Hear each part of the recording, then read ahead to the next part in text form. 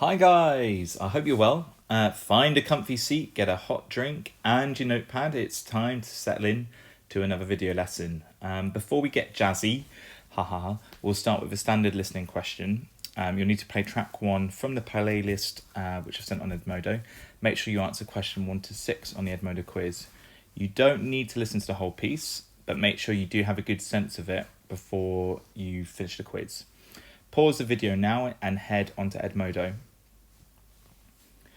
Okay, so we're moving straight into jazz. And to begin with, I want you to think about what you already know, or perhaps what assumptions you might have about jazz. With this in mind, I'd like you to answer question 7 on the quiz whilst listening to track 2. Pause the video now and enjoy. Now, some of you definitely know this piece already, and if you're like me, you will return to it again and again throughout your life. We will actually return to this later on in the lesson, but for now I'm going to play a short video with a goofy animation to illustrate some of the history of jazz.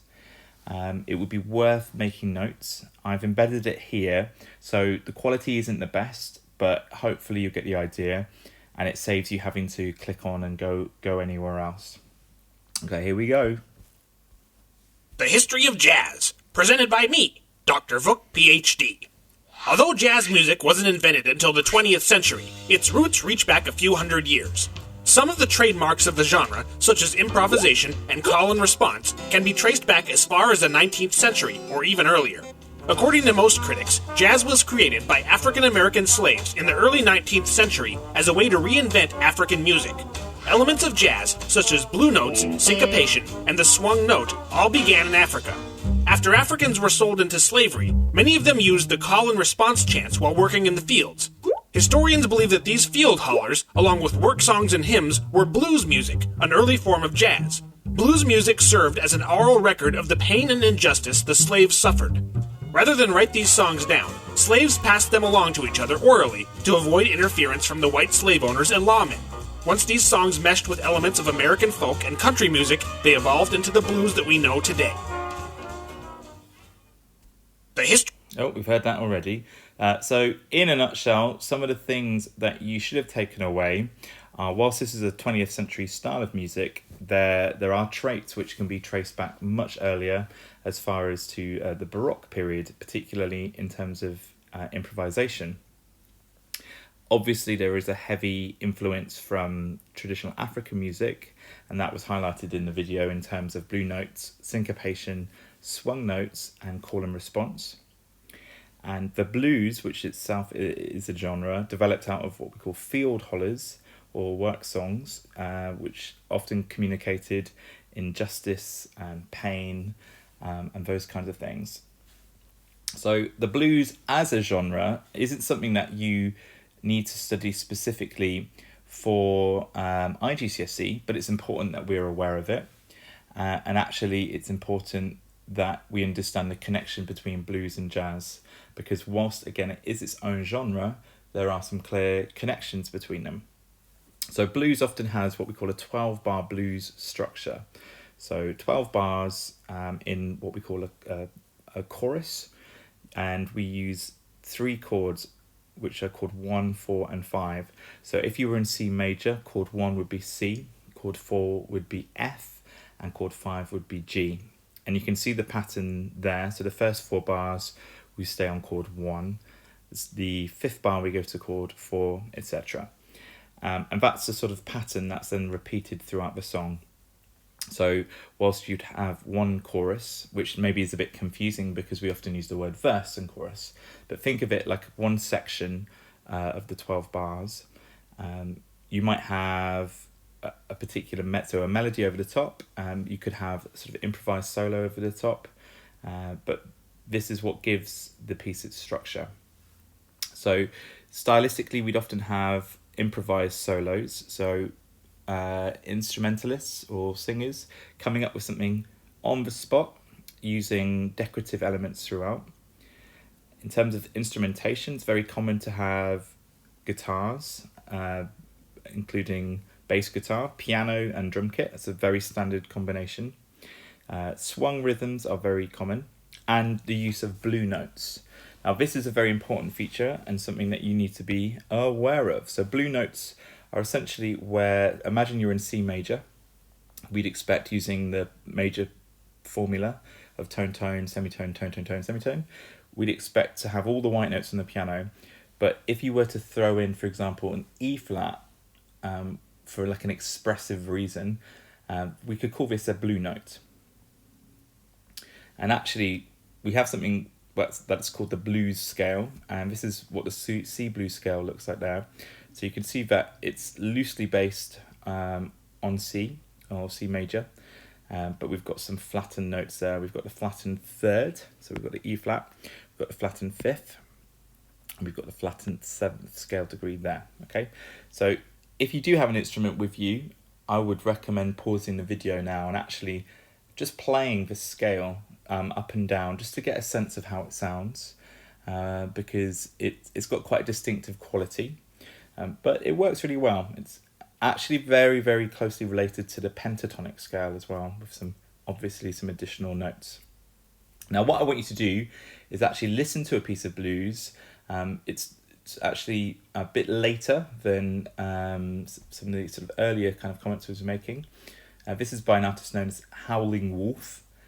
So I want you to listen to track 3 and answer question 8 on Edmodo.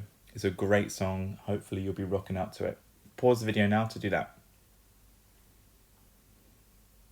Okay, so hopefully you've done that, and I look forward to reading your answers, and I will be giving you some comments. But back to jazz. There are actually lots of different styles of jazz. As the music evolved and grew throughout the early 20th century, this just went on and on and on, and the list is pretty endless now. Includes things such as acid jazz, punk jazz, yaz, which I don't really know. Don't know what that is, but it's spelled YASS. Maybe you can have a listen. But here, these are some of the core styles of jazz. Now, you don't actually need to be able to identify any of these sort of subgenres of jazz. What you should be able to do is recognize when a piece of music could be classified as jazz, or whether it has been influenced by jazz. So what will be important really is for you to be aware of some of the various styles. So pause the video now and just have a brief listen to these 4 tracks. Again, you don't need to listen to all 4 of them in their entirety, but I want you to start to get a sense of the similarities between them, so that we can argue that each of them is an example of jazz. So pause the video and have a listen now. Okay, so now what we're going to do is have a brief look at some of the key terms associated with jazz. Don't be overwhelmed, but this is just going to help contextualize the end of this lesson. And if you need more help with these key terms, I want you to really utilize that Focus on Sound website. Again, you've all got to log in for that, and there's a dictionary, and all of these terms are explained in that dictionary with further audio examples. So if you aren't quite sure, you're not getting it, check that, use the internet. But of course, if you need more help with clarifying these terms, let me know. So the first one I want you to be aware of is something called scat singing. And essentially, when we're talking about scat singing, it's where the singer uses made-up sounds or syllables while singing. So here we've got an example of score where we have do-ba-do, do-be-do-ba-day. But it could be anything at all. A fancy word that we use for made-up syllables is vocables, just in case you come across that anywhere else.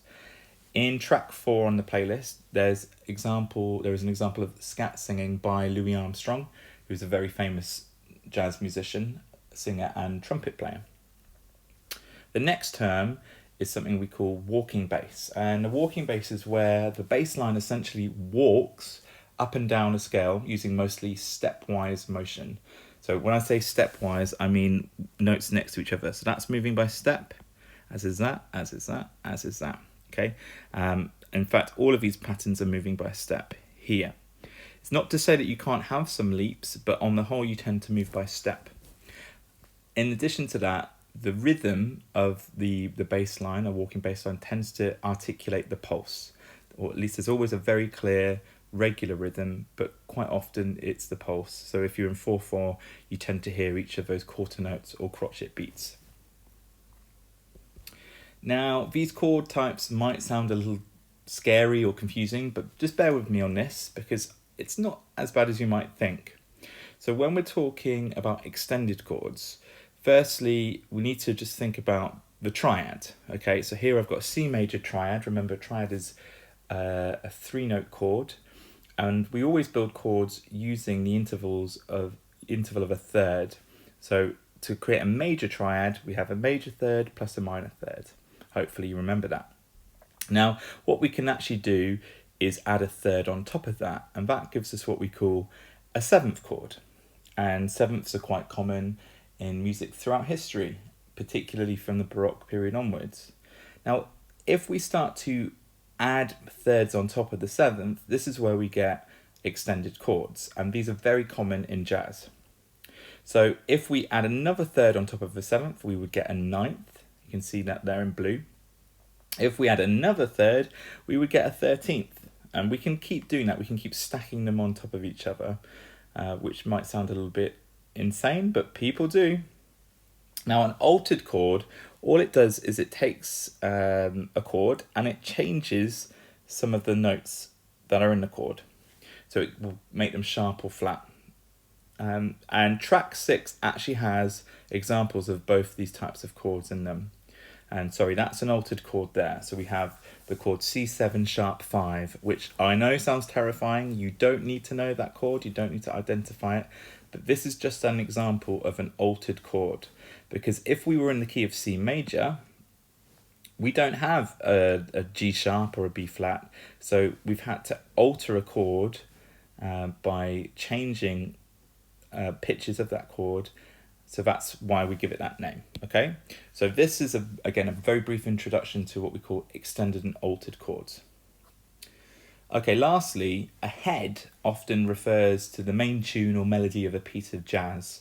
Whilst there are often a series of like improvised solos, a lot of jazz music often keeps a sense of structure by coming back to this section, which will usually include a chord progression and a catchy melody.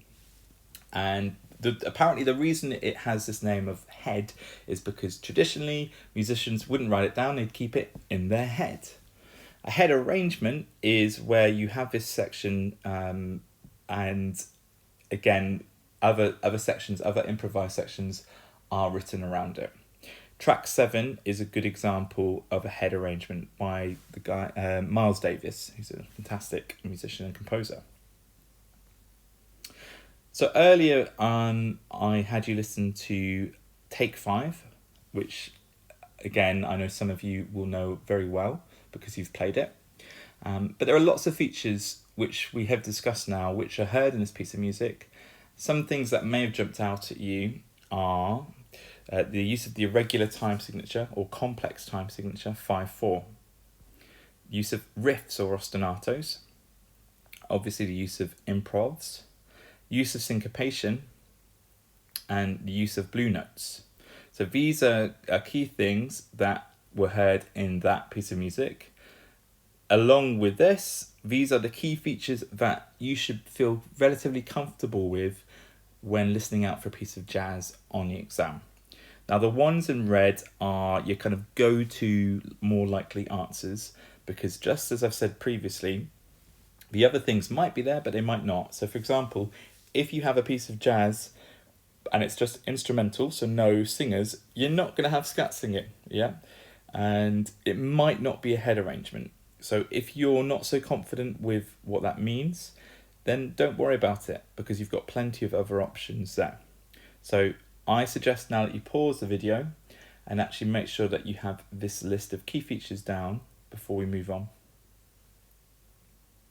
So assuming that you've done that, you've paused the video, you've made your list, you've got your jazzy knowledge ready to go, what I want you to do now is answer this exam question. So it's the last track in the playlist and the last set of questions on the Edmodo quiz. One thing I will say is I've been a little bit mean with this question, I suppose. So whilst all of this information is essential, I just want you to bear in mind everything else that you know from what we've studied.